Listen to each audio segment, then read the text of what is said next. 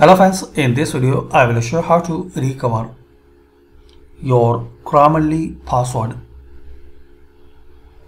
So guys, if you forget password in your Grammarly account and you are not able to recover, so you can recover easily. So just click on login. Now here click on can't sign in. Click on if you forget password, so enter your email and they will send you the instruction on how to reset your password. So enter your password, then click on send me reset instruction.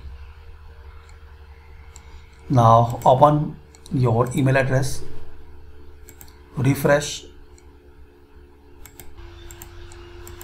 Now check these all box. Now check these all tabs. If you not see here, so more and check in spam folder.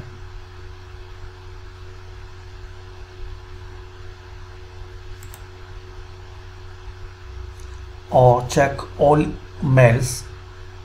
Here you will see this Grammarly password reset mail. Now here click on reset password.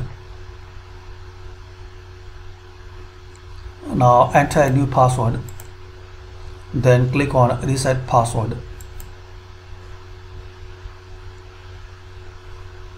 Now sign in again.